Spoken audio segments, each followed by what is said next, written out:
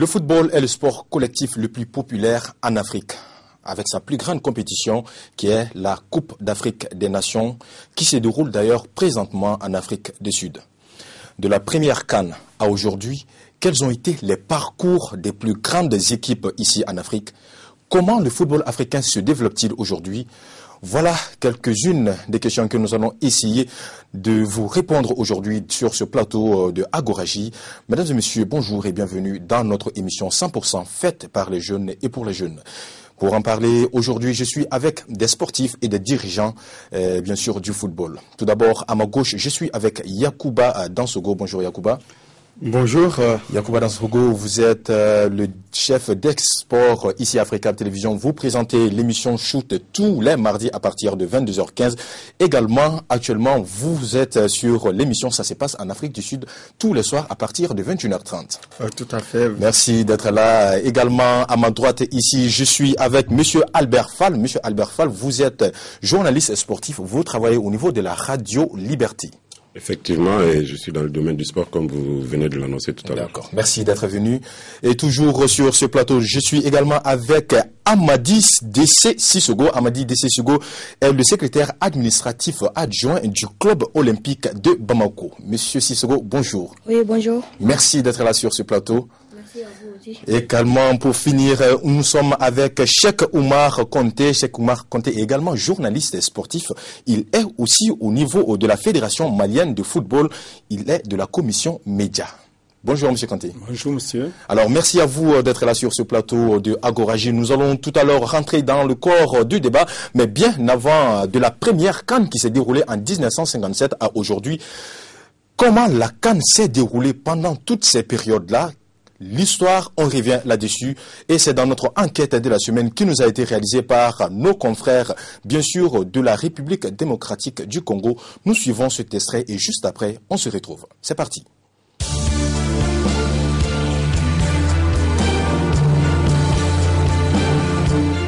La CAN, comme compétition regroupant les meilleures équipes de l'Afrique tout entière, la CAN, sa première édition, s'est passée en 1957. La compétition s'est déroulée en Égypte. La compétition, au début, ne regroupait que 3 équipes. C'était l'Éthiopie, le Soudan et l'Égypte. La première édition s'est déroulée en Égypte. Et l'Égypte, en tant que pays organisateur de la première édition, a été le champion, le vainqueur de la première édition. En 1957, c'était l'Égypte. En 1959, l'Égypte. En 1970, le Soudan. L'Éthiopie. À partir de 1963, nous voyons l'Égypte encore, 65 les Ghana, 68 notre Congo, 70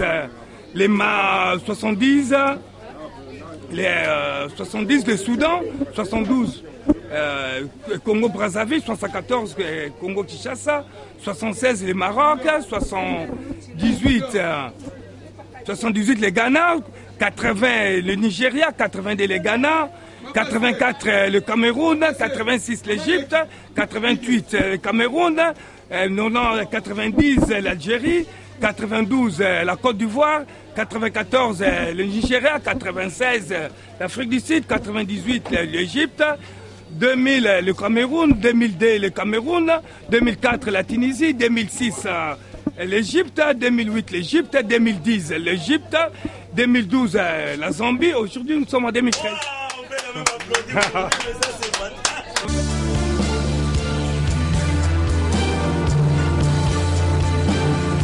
Voilà, de retour sur ce plateau de Agoraji. Yacouba Dansogo, nous allons peut-être commencer avec vous. Nous avons vu dans cet élément que quand la CAN a commencé, il n'y avait que 4 pays qui ont pris part à la première compétition. Aujourd'hui, la CAN qui s'est beaucoup développée avec plusieurs pays à la fois. Selon vous, à partir de quelle période nous avons commencé à assister à un vent de changement dans le football africain? Merci Mahmoud Kaba. Je dirais tout d'abord que la première édition de la CAN qui avait eu lieu à Khartoum au Soudan avait réuni 3 pays, notamment l'Égypte, le Soudan et l'Éthiopie, et qui avait vu la victoire de l'Égypte, je crois. Voilà. Mais c'est pour vous dire que Mahmoud Kaba, que c'était 4 pays qui étaient d'abord engagés dans un premier temps. Ensuite, avec le retrait de l'Afrique du Sud, sinon la sanction de l'Afrique du Sud suite à l'apartheid, on s'est retrouvé avec 3 pays pour disputer cette phase finale. Moi, je dirais que je vais parler plutôt de 2 étapes. 2 étapes, mais avec un point de tampon entre ces 2 étapes. C'est-à-dire, à la fin des années 80, je dirais que l'Afrique, d'abord, a connu une évolution dans le football, une première étape d'évolution au niveau de son football. C'est la période où nous avons commencé à voir plusieurs des joueurs dans les championnats européens. Il y avait 2 ou 3 joueurs pratiquement dans chaque pays qui quand même qui évoluaient sur presque toutes les pelouses des pays occidentaux. Ça, c'était un constat. Mais il y a également la fin des années 90, début 2000. Ça, c'est la 2e étape d'évolution du football africain, où nous avons constaté les infrastructures modernes dans pas mal de pays, et notamment les joueurs qui vont régulièrement évoluer dans ces championnats occidentaux. Mais je dirais que la zone de tampon qui est importante, qui fait partie, ça c'est la naissance des centres de formation à partir de 93-98, c'est-à-dire au milieu des années 90. Nous allons également écouter M. Fall, si vous avez quelque chose à ajouter par rapport à ça. À partir de quelle année nous avons commencé à assister à un vent de changement dans notre football? Moi, je reviens un peu en arrière, puisque déjà depuis les années 1928, on a vu une équipe de l'Égypte déjà invitée dans les compétitions des Jeux Olympiques, en tant qu'invitée bien sûr, et ça c'est bien avant la création de la CAN. La CAN qui a été créée, comme vous l'avez dit tout à l'heure, en 1957, effectivement, a vu d'abord un début de compétition où le nationalisme était très présent, en tout cas entre les différents pays, puisque c'était à l'avant-veille, en tout cas, des indépendances de beaucoup d'États africains. Ensuite, mais le vrai décollage même de ce football-là, à mon avis, c'est lorsqu'on a accepté de recevoir une équipe africaine à la Coupe du Monde, par exemple en 1974 avec la présence du Zaïre, championne d'Afrique à l'époque, puis en 1978 avec la Tunisie, mais il y a eu un effort, en tout cas, considérable des Africains qui ont revendiqué le nombre de places qui est passé à 2 places à partir de 1982 avec le Cameroun, puis l'Algérie, où l'Algérie d'ailleurs avait battu l'Allemagne, on s'en souvient, et cela a donné en tout cas un souffle nouveau au football africain jusqu'à ce qu'elle revendique une certaine place au niveau mondial. Je crois, moi, à mon avis, le départ est parti de là. D'accord. Monsieur Conté, vous également, selon vous, quelles sont bien sûr les grandes occasions qui ont permis au football africain de vraiment avoir des ailes sur l'échelle planétaire? Je pense que, comme Albert vient de le dire, moi je pense que ça a commencé dans les années 82 avec la victoire de l'Algérie sur la RFA son temps et disons le Cameroun qui est sorti par goal average général. Il a fait 3 matchs nuls et il a tenu en échec le futur vainqueur de la Coupe du Monde qui est l'Italie. Donc ça a commencé à partir de 82. On a réclamé 3 places, ils ne l'ont pas donné. Mais en 86, on a vu que le Maroc a passé pour la première fois en 8e de finale. Ils ont fait vraiment des preuves avec les Badou Zaki, les Aziz Bouderbala. C'est comme ça que les gens ont commencé à prendre l'Afrique au sérieux. Et donc, vers 90, on a vu les Cameroun tenir en échec les détenteurs de la Coupe du Monde, qui était l'Argentine avec Diogo Maradona à son sein. Donc, c'est petit à petit, à partir de là, on s'est confirmé au fur et à mesure qu'on arrivait dans les différentes phases finales. Donc, moi, je pense qu'à partir de 82, on peut dire qu'on a commencé vraiment à sentir ce changement. Bien sûr. Voilà, parce que même en 2002, le Sénégal aussi a récidivé l'exploit du Cameroun en tenant les champions sortants, la France. Donc on a vu, et avec tout dernièrement en 2010 en Afrique du Sud, les Ghana qui a failli de peu jouer les demi-finales. Malheureusement, au tir au but, ils ont passé à côté pendant les quarts de finale. Alors, on peut dire, au terme de tout ça, que le football africain a, depuis très très longtemps, commencé à mieux se développer et à prendre de l'élan. Aujourd'hui, on le dit, bien sûr, le football africain s'est pas mal développé. Monsieur Sissoko, je vais peut-être me retourner vers vous maintenant en tant que dirigeant. Oui. Alors, d'un point de vue footballistique, selon vous, quelles sont les difficultés que nos équipes nationales aujourd'hui rencontrent ici en Afrique? Les équipes nationales? Bien sûr, les équipes, toutes nos équipes ici en Afrique, quelles sont les difficultés qu'elles rencontrent, bien sûr? Bon, moi je pense que sur le plan difficulté des équipes africaines, il y a le plan d'infrastructure. Bien sûr, ouais. Bien sûr, le plan d'organisation, parce qu'on est mal organisé, et puis il y a la formation des jeunes footballeurs. Donc, c'est les différentes difficultés que je peux parler par rapport aux difficultés que nous rencontrons ici aujourd'hui. On a le problème organisationnel de gestion, manque d'infrastructures et d'équipements appropriés, problème de formation des jeunes, malgré le multiplication des centres de formation. Mais on a vraiment du mal à organiser. Sur le plan organisationnel, on n'a pas les hommes qu'il faut, quoi. Ah bon? Donc on n'est pas tellement organisé par rapport à l'Europe, par rapport à... Il nous dépasse par rapport à ça, quoi. Donc, dans ce go, comme M. Sissoko dit qu'on n'a pas les hommes qu'il faut, vous partagez cela? Oui, je rejoins l'avis de Sissoko parce que, vous savez, une équipe nationale, ce n'est pas le sommet qu'il faut voir, c'est depuis la base. Il faut assurer la formation à la base. Et qui doit assurer cette formation, ce sont les hommes. Aujourd'hui, il manque au football africain de véritables éducateurs de football. J'ai posé la dernière fois, j'ai discuté avec quelqu'un qui ne parvenait pas à faire la différence entre un entraîneur, un sélectionneur et un éducateur de football. C'est-à-dire quand tu ne peux pas faire la part des choses... Ce dernier est un dirigeant? Bien sûr, bien sûr. Et aujourd'hui, moi, le constat, c'est quoi? Parce que généralement, on dit l'Afrique n'est pas capable, ne parvient pas à jouer les demi-finales. C'est vrai, il y a des problèmes d'arbitrage qui s'imposent, ça s'arrive. Mais est-ce que les joueurs que nous avons sous la main ont les mêmes compétences que les joueurs des équipes d'en face? C'est ça le problème. Monsieur, je me retourne vers vous, monsieur Fall. Vous partagez ce qui est dans ce qu'on dit là? Oui, un tout petit peu, puisqu'effectivement, l'organisation, quand même, en Afrique, laisse à désirer. Cela nous éloigne, en tout cas, de grands pays européens, de grands pays de foot. Mais moi, je crois, la matière, quand même, elle est là, puisqu'il faut disposer des hommes pour faire du sport. Mais malheureusement, les moyens aussi ne suivent pas. Par exemple, vous prenez des pays comme les nôtres, les pays sahéliens, il y a un grand manque, quand même, de moyens pour pouvoir assurer les formations nécessaires, mais certains quand même sortent du lot, je ne vais pas les citer, mais quand même il y a certains pays qui sont en train d'abattre un gros travail pour pouvoir se rapprocher un peu. Comme quel pays par exemple?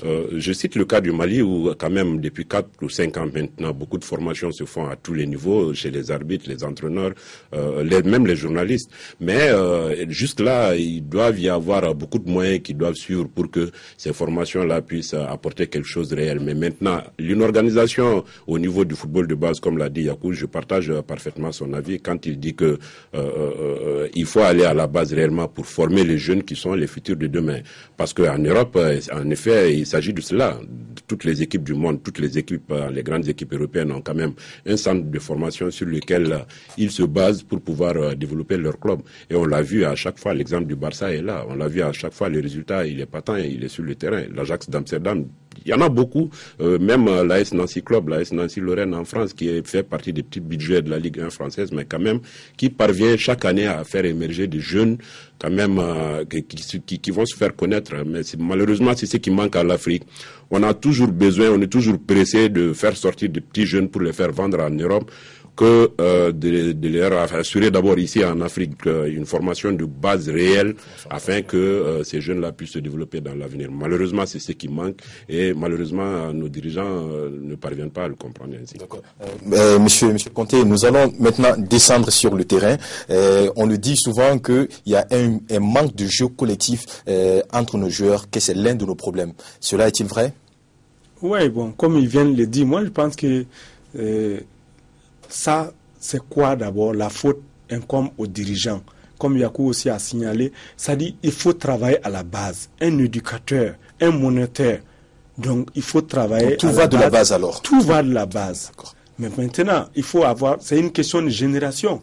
À l'heure viennent citer le cas du Barça, le cas de l'Ajax. Donc on travaille, on n'improvise pas. Il faut travailler sur le long terme. Nous, notre problème, c'est on veut le résultat immédiat. Alors quand tu as le résultat immédiat, c'est éphémère. Oui. Il faut travailler dans la durée. Et dans la durée, c'est à la base d'abord qu'on travaille. Ils montent ensemble. C'est des générations. Donc moi, je pense que le collectif, ça se travaille. Il y a une somme d'individualité plus le collectif qui donne du beau jeu, qui donne l'efficacité. Donc moi, je pense qu'il faut accentuer les trucs sur la formation à la base. Voilà. Alors, monsieur Sissoko, on est toujours sur le collectif entre les jeunes joueurs. Nous assistons souvent à l'exode de nos joueurs qui vont en Europe, qui vont continuer en Europe, et juste quand il y a des matchs comme par exemple la CAN, ici ils reviennent pour la CAN. Est-ce que ça, c'est pas le fait que tout le temps nos joueurs sont à l'extérieur, du coup s'ils reviennent au pays pour faire la CAN, est-ce que c'est pas un problème qui ne leur permet pas vraiment de ne pas pouvoir assurer un jeu collectif? Le fait qu'il y a d'autres qui sont des professionnels qui sont ailleurs, il y a d'autres qui sont locaux, est-ce que c'est pas un problème qui joue sur le collectif entre les jeunes? L'exode des jeunes joueurs africains a des avantages comme des inconvénients. De un, ça amène le manque de patriotisme. Donc les jeunes qui sont ici, qui jouent ici avec nous, bien sûr, ils sont plus patriotiques que les jeunes qui viennent de la France ou bien pour venir ici. C'est pour cela il va y avoir des manques de manque de jeu. Parce que les jeunes qui sont talentueux ici, et ils vont se déplacer pour aller en Europe. Il y a des gens qui partent au stade pour aller voir certains jeunes comme eux. Donc, eux, ils ne vont plus aller au stade. Donc, ça, c'est un manque de jeu, un manque des spectateurs. Donc, les gens ne vont plus aller au stade pour aller regarder les matchs. Le manque quand les gens ne partent pas au stade pour regarder, et ils n'ont pas, on ne va pas avoir des recettes, quoi, par rapport aux gens. Donc, plus les gens vont aller au stade, plus on va voir beaucoup de recettes, quoi. Moins les gens vont aller au stade, moins on va voir des recettes. Moi, je pense que l'exode est dû aussi à l'idéologie des agents qui éhontés, des agents qui trafiquent des jeunes, ils les parlent pour les amener en Europe. Bien sûr. D'accord. Alors, Yacouba Dansokho, quand Sissoko parlait tout à l'heure du patriotisme, le manque de patriotisme quand les jeunes vont à l'extérieur, et qu'on prend le cas de, par exemple, Seydou Keita, c'est vrai qu'il y a un manque de patriotisme quand il joue, parce que, par exemple, quand on prend ce joueur, on sait quand même que c'est quelqu'un qui est vraiment dévoué au football, qui se donne énormément. Vous partagez cela? Je crois que tout le monde est patriote. Tous ceux qui viennent en équipe nationale sont patriotes. Vous avez parlé tout à l'heure de cette incompatibilité entre les joueurs, le jeu collectif. C'est-à-dire que c'est des choses qui s'acquièrent au fil des années. Je vous prends le cas, tout à l'heure, Albert signalait le cas de l'Ajax et du FC Barcelone. C'est normal. Aujourd'hui, pourquoi tout le monde craint cette équipe de la Côte d'Ivoire à la CAN 2013 en Afrique du Sud? Tout simplement, c'est que les 90% de ces joueurs sont issus de l'Académie Mimosifcom. Il s'agit de l'ASEC Mimosa. Les 90% de ces joueurs. Donc, il y a une culture de jeu qui est développée, qui est là, qui est imposée à cette équipe de Côte d'Ivoire. Et aucun sélectionneur ne peut changer cette donne. C'est pas du tout possible. Il faut, pour changer les données, il faut passer à peu près 5 à 6 ans, et on sait qu'en Afrique, aucun entraîneur ne peut faire ça. De deux, ce que je vais dire, laissez-moi aller au bout de mes idées. Aujourd'hui, on ne peut pas dire que, même si vous ne voulez pas, les joueurs ivoiriens n'évoluent pas dans le même championnat, ils n'évoluent pas dans le même club, mais une fois qu'ils se retrouvent dans la même équipe, il y a cette culture qui vient d'elle-même, parce qu'ils ont grandi ensemble.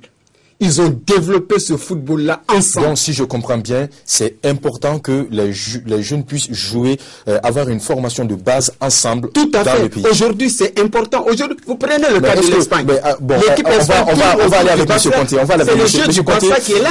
Quand Dansokho dit cela est important aujourd'hui, est-ce que notre football peut continuer comme ça quand tout le monde évolue dans le pays et que personne ne part à l'extérieur? Est-ce que nous avons les ressources qu'il faut pour pouvoir garder tous nos joueurs dans le pays? Une culture, une philosophie qui est là maintenant. Les enfants sont tentés, ils pensent que c'est l'Eldorado quand ils vont en Europe. Donc tout le monde est tenté depuis à bas âge. Donc moi je pense que il faut être mûr, il faut être aguerri d'abord avant de partir. C'est non seulement les dirigeants qui sont là, ils sont en partie responsables, mais ensuite les agents de joueurs, ça c'est le business, le foot business. Wow. Donc, mais il faut s'assumer en tant que dirigeant, en tant que parent d'élèves, parent de joueurs. Donc moi je pense qu'il faut attendre, il faut être patient. Mais moi je pense que Yacouba Dansokho vient de dire quelque chose. Le football moderne, le football professionnel, même si on ne joue pas ensemble à bas âge, c'est-à-dire le fait que tu es professionnel, tu vis de ça. Quand la sélection nationale n'a pas plus de 5 jours pour préparer un match. Donc, c'est des schémas tactiques, c'est des stratégies en fonction de l'adversaire, des points forts et des points faibles. Donc, c'est une mise à niveau pratiquement pendant 5 jours pour essayer de piéger l'adversaire. Et quand tu es professionnel, tu es censé t'adapter à la situation, au schéma tactique que le sélectionneur te donne. Donc ça va vite maintenant. C'est vraiment technique. On revient à la formation à la base. Non, je suis entièrement c'est la formation à la base. Écoutons Sissoko d'abord avant de venir. Je pense que ce qu'a dit M. Conté tout de suite, sur le plan, la responsabilité des dirigeants sportifs. Bien sûr. Ici au Mali, plus particulièrement là où nous sommes ici au Mali, oui, bien sûr, au Mali, l'Afrique de l'Ouest, les jeunes joueurs maintenant, la plupart des jeunes joueurs, 80% des jeunes joueurs n'étudient même plus, ils partent même plus à l'école à cause du football. Parce que leurs parents, ils ont dans leur tête que le football, c'est ce que le football qui donne de l'argent. Donc ils sont pressés d'avoir des contrats de pro ou de pro stagiaires. Donc c'est le vrai problème. Les parents, on a un manque d'argent.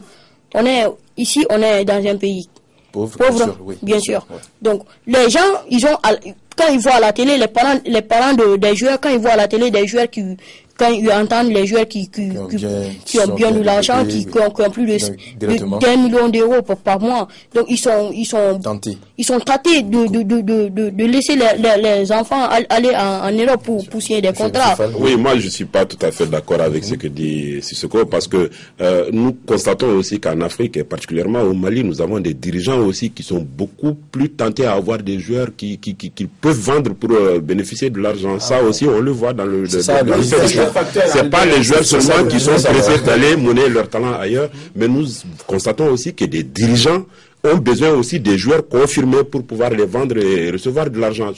C'est ce problème d'argent-là, en fait, qui a amené des problèmes au niveau des sélections africaines. Oui, il a parlé minime par rapport aux parents, parce que aujourd'hui, tout à l'heure, Bruno le disait, les gens veulent aller voir ce qui se passe. Du moment que ton enfant n'a reçu aucune éducation, aucune formation lui permettant quand même de s'expatrier, je sais très bien que... Mais le parent aujourd'hui n'a pas besoin de ça. Oui, mais il faut que quelqu'un veuille, il faut quand même que... Albert, il faut voir dans les familles maintenant. Quand tu vois dans les centres de formation ou bien dans les clubs. Ces centres-là n'existent que de nom. Il faut voir dans les clubs de Ligue 1. Dans les clubs de Ligue 1. En réalité. Quels sont les joueurs qui sont à l'école? Pourquoi? Ça, c'est vraiment... Quels sont les joueurs qui sont à l'école? Chez nous, quand un joueur... Ils abandonnent l'école pour aller au football parce que ça donne de l'argent. Seulement, un contact à l'extérieur. C'est les parents qui viennent harceler les dirigeants pour qu'ils puissent laisser l'enfant partir. Donc moi je pense que... D'accord. Nous allons faire une pause. C'est ces mêmes dirigeants qui font des pressions sur les dirigeants pour qu'ils puissent et aider les enfants à jouer au foot. Alors, le football, c'est pas ça. Et nous continuons toujours avec le débat. On parlait tout à l'heure du développement du football africain, bien sûr, mais on parle surtout des dirigeants qui poussent souvent les enfants, mais également des parents qui sont impliqués dans ce business des joueurs. Est-ce une bonne chose finalement, Monsieur Fall? Non, je ne le pense pas, parce que aujourd'hui, c'est vrai que le football est devenu quand même une entreprise où il draine beaucoup d'argent. Et tout le monde veut quand même avoir le maximum, même du côté européen aujourd'hui, puisque le football apporte plus que toutes les autres activités. Je suis entièrement d'accord, mais le problème est que le football africain a eu beaucoup de retard par rapport à ce qu'il devrait être aujourd'hui. Je m'explique. Je vois dans les pays, par exemple, des directions techniques qui sont créées. À quoi sert une direction technique? À mon avis, c'est simplement essayer de propulser le football national. Je prends le cas du Mali par exemple, essayer de mettre une politique sportive, une politique de formation à la base, donner une identité au football national. C'est ce qui est important. Mais nous constatons que le cas du Mali par exemple, le directeur technique national du Mali est là au même moment que la CAN se joue. C'est pas normal. Quel est son rôle dans ce cas? Quel travail réel il a en tant que directeur technique national? Je ne le vois pas, puisque du moment que notre équipe nationale, ou bien quand même nos sélections sont essentiellement concentrées sur des joueurs quand même qui viennent de l'extérieur. Même si quelques-uns quand même ont bénéficié de la formation de base avant de partir. Vous avez cité le cas notamment de Seydou Keita, qui est issu du centre Salif Keita. Mais ils ne sont plus beaucoup. On a aujourd'hui des binationaux qui ont été formés en Europe, qui ont reçu la formation européenne qu'on convoque dans la plupart des pays africains. C'est comme ça que ça se passe, à l'exception du cas ivoirien ou bien peut-être de l'Égypte ou bien des pays maghrébins qui ont quand même une base solide nationale qui est là, sur laquelle les entraîneurs quand même effectuent, en tout cas, s'appuient pour pouvoir avoir une équipe quand même représentative de leur pays. Très rapidement. Je voulais juste l'appuyer parce que quand tu regardes l'Égypte, quand tu regardes la Tunisie, ils ont un football professionnel. Et les enfants, même depuis étant juniors, ont des salaires, des primes de match très élevées qui n'ont rien à envier à l'Europe. C'est pourquoi ils parviennent à retenir les joueurs pendant plus longtemps avant de s'expatrier. Moi, je pense que c'est l'argent, le nerf, la guerre. Voilà. Donc, c'est ce qui doit être appuyé aujourd'hui dans ce groupe, n'est-ce pas? Oui, vous savez, on parle de direction technique nationale. Albert vient de placer un mot important, donner une identité au football local. C'est-à-dire, c'est quoi? Beaucoup vont dire, c'est quoi cette identité? La direction technique nationale est là pour donner une feuille de route à tous les centres du pays. C'est quoi? On leur donne un style de jeu. Chaque centre doit s'adapter à cette feuille de route du directeur technique national. Vous allez constater quoi? Les formations à la base, au niveau de tous ces centres, il n'y a pas de changement, il n'y a pas de différence. C'est la même chose. La finalité, c'est quoi? C'est d'avoir une forte équipe nationale. Une équipe qui sera à la hauteur de nos attentes, de nos souhaits. Donc c'est important. On ne peut pas aujourd'hui se permettre de former les joueurs avec un schéma à droite, à gauche, c'est un autre schéma qui est élaboré. Et comment est-ce que vous voulez, dans le futur, avoir une équipe forte, une équipe nationale digne de ce nom? C'est pas possible. Il faut que la formation à la base soit identique dans tous les centres nationaux. C'est important. C'est vraiment important. On fasse confiance à nos éducateurs et formateurs. Parce que on ne nous envoie plus dans les centres. Ici en Afrique, c'est ce qui se passe. On fait appel généralement aux anciens footballeurs. Oui. Et ces anciens footballeurs, quel est le constat que nous faisons? Ils n'ont aucune formation à la base. Parce que l'enfant, c'est quelqu'un qui a besoin d'une formation spécifique. C'est important. La formation à la base est différente d'un entraînement au niveau des clubs ou en équipe nationale avec les sélections. Continuer. Donc c'est des détails qu'il faut apporter ici pour que nos téléspectateurs puissent en tirer profit. Alors, Monsieur Sissoko, vous avez eu l'occasion, bien sûr, de suivre l'évolution du football africain dans beaucoup de pays. Selon vous, aujourd'hui, quels sont les pays qui sont les plus favoris en Afrique?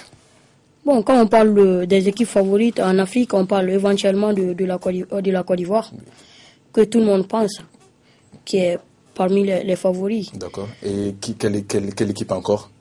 On peut parler éventuellement des Ghanéens qui sont aussi les favoris. Même ceux qui ne sont pas à la CAN. D'accord. Il y a le Cameroun qui a été toujours parmi les favoris des favoris. Parce que le Cameroun a marqué l'histoire du football africain. Le Nigeria fait partie. Donc moi, je pense qu'aujourd'hui, il y a vraiment beaucoup de favoris dans nos différentes... le Mali éventuellement et le Sénégal. Bien sûr. Et moi, je ne suis pas d'accord avec lui. On dit bon aujourd'hui. Oui, bien aujourd'hui, sûr. De nos jours, quand bien sûr. tu regardes le Sénégal, certes, ils ont plusieurs professionnels qui jouent à l'étranger, qui sont confirmés, qui jouent dans leur club, mais le résultat n'est pas là. Alors le football, c'est le résultat qui compte. Donc le Cameroun, c'est autant.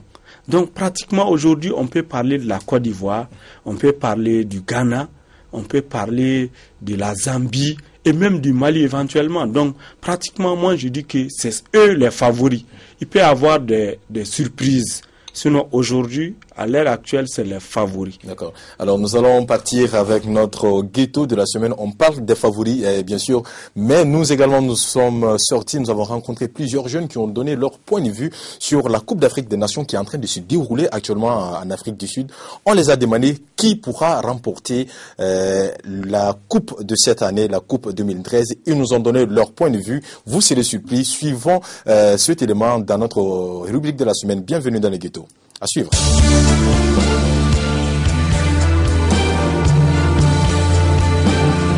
Moi, je crois que Mali va gagner dans ce couple-là.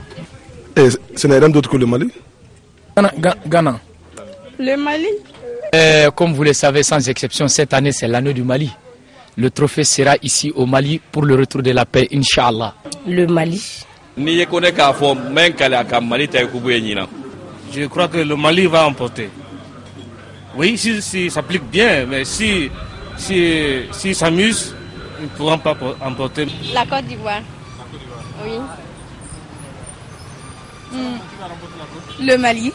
Moi, à mon avis, je dirais la Côte d'Ivoire. Je pense que c'est le Mali. Le Côte d'Ivoire. Le Mali doit remporter la CAN. C'est la Côte d'Ivoire avec Didier Drogba.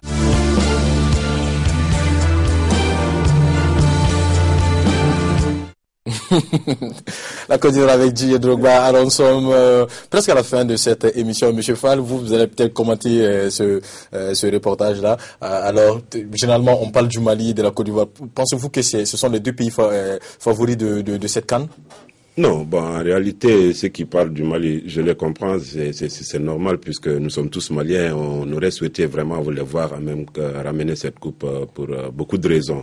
Mais logiquement, sur le terrain, je crois la Côte d'Ivoire quand même est mieux dotée quand même pour pouvoir remporter cette coupe. Mais le football, ça se joue sur le terrain. C'est pas le fait d'être nommé favori que réellement on va quand même décrocher ce Graal-là. Mais effectivement, elle n'est pas seule favori de cette Coupe d'Afrique des Nations. Il faudrait pas oublier aussi l'équipe de Zambie malgré sa première sortie ratée, mais il y a le Ghana, la RDC qui est une force montante aussi du football africain présentement. Les aides du Mali à mon avis disposent quand même des moyens qui peuvent leur permettre d'aller la chercher, mais moi je crois qu'il faudrait être surtout en tout cas beaucoup plus présent sur la scène africaine parce que on ne peut pas venir comme ça et aller prendre une coupe. Le Mali ça lui fait que 8 quand même participations à la CAN et par rapport à la Côte d'Ivoire et à la Zambie et au Ghana, quand même, c'est beaucoup plus, l'écart est beaucoup plus grand. Il faudrait que nous soyons quand même présents à chaque année dans les phases finales. Nous sommes déjà presque à la fin de cette émission. La toute dernière question peut-être pour vous tous. Nous allons commencer avec Dansogo. Dansogo, après 56 ans d'existence dans le monde du football, que peut-on attendre du football africain de demain? Oui, il y a beaucoup de choses qui sont à voir, à vérifier, à constater. L'Afrique peut faire beaucoup de choses dans les années à venir. L'Afrique peut aujourd'hui, à travers l'organisation régulière de ces compétitions, qui est le CHAN, la CAN et même des compétitions des jeunes, remporter, pourquoi pas un jour la Coupe du Monde. C'est possible. L'Afrique a déjà remporté la CAN, le mondial des cadets. L'Afrique a remporté la Coupe du Monde junior. L'Afrique a remporté les Jeux Olympiques à 2 reprises. Alors, nous sommes 2 fois quart de finalistes de la Coupe du Monde. C'est-à-dire que l'Afrique s'est réveillée. l'Afrique est en train de voir mieux et l'Afrique est en train de grandir. Donc ça veut dire quoi? Dans les années à venir, il faut s'attendre avec une Coupe du Monde en Afrique. C'est possible et ce n'est pas exclure. Moi, j'ai confiance, je suis optimiste et je crois bien au développement de ce football. C'est pourquoi j'ai dit, généralement, dans mon émission avec Chute le football africain avant, c'est une réalité et c'est un constat. Vous le verrez, en 2014 au Brésil, je crois et je suis optimiste. Je vois quand même une équipe africaine en demi-finale, pourquoi pas en finale. C'est possible. Monsieur Conté, l'Afrique sera-t-elle meilleure demain? Oui, bien sûr, Yacouba l'a dit tout à l'heure, mais quels sont les défis à relever très rapidement? Comme il a dit, moi, un seul défi. On a tout remporté déjà, les Jeux Olympiques, les Coupes du Monde de catégorie inférieure. Il reste l'équipe Fagnon, une équipe africaine, c'est-à-dire remporter la Coupe du Monde. Il reste ça seulement. Et moi, je pense que 2 fois quart de finaliste, il reste peu. Avec l'organisation professionnelle qui est en train de venir autour, non seulement des clubs, des équipes nationales, moi, je pense que ça ne sera pas pour longtemps encore. D'accord. L'Afrique sera-t-elle meilleure demain, M. Sissoko? Moi, je pense que l'Afrique s'évolue de plus en plus, quoi. D'accord. L'organisation de la CAN par la CAF qui est de plus en plus meilleure, d'année en année qui est de plus en plus meilleure. La participation de nos équipes nationales à la Coupe du Monde qui est de plus en plus meilleure en plus. Donc, je pense bien que l'Afrique peut devenir le pion magique du football mondial. C'est vrai? J'y crois, effectivement j'y crois, mais il faudrait un changement de mentalité au niveau de nos dirigeants politiques d'abord, ensuite de nos dirigeants sportifs, puisque nous avons les ressources humaines nécessaires quand même conséquentes qui nous permettent aujourd'hui d'avoir beaucoup de joueurs africains évoluer dans de grands clubs européens et qui n'ont en tout cas rien d'égal par rapport aux plus grands joueurs mondiaux aujourd'hui. On en a beaucoup, l'Afrique en a beaucoup, mais malheureusement, pourquoi cette grande quantité de footballeurs africains mis à la disposition de leur pays, mis à la disposition de leur pays, rassemblés pour former des équipes nationales, pouvoir aller concurrencer ces équipes-là, ça ne marche pas. C'est quelque part, d'autres ne font pas leur travail à mon avis. Donc il faudrait avoir confiance d'abord aux formateurs, aux entraîneurs que nous avons, puisqu'on leur donne déjà des moyens d'aller se former dans les plus grandes écoles d'entraîneurs en Europe. Il y a beaucoup de contingents africains qui vont se former en France, en Allemagne et ailleurs. Maintenant, leur permettre quand même de les laisser exercer cette connaissance-là qui se sont acquises au profit de leur pays. Ensuite, il y a un problème aussi qui peut poser problème au football africain, c'est que aujourd'hui on constate par exemple la mainmise de la FIFA sur les différentes confédérations telles que la CAF, à qui on a obligé de changer de période de jouer sa CAN. Cela, j'ai dit, c'est dommage, ça ne devrait pas être le cas. On doit essayer la CAF qui est souveraine de décider à quel moment il faut jouer sa CAN. Et si cela, un jour, si cela pourrait être réel, comme je l'ai dit, je crois que le football africain bondira de l'avant. Le football africain bondira de l'avant, il l'a dit, vous l'avez compris, mais il faut beaucoup d'efforts, encore des formations de base, l'identité du football africain, faire confiance à nos dirigeants, bien sûr, à nos entraîneurs qui sont ici. Je pense que c'est ce que nous pouvons retenir de cette émission. Merci à vous de l'avoir suivi. Vous pouvez déjà la retrouver sur notre site internet www.africaptelevision.com ou tout simplement, bien sûr, nous écrire à l'adresse agoraji@africaptelevision.com. Merci à vous, jeunes d'Afrique, et d'ailleurs de nous avoir suivis. On se retrouve, Inch'Allah, dans 2 semaines pour un autre numéro de Agoraji. Mais d'ici là, restez câblés sur Africable Télévision. Nos programmes continuent. Bye bye.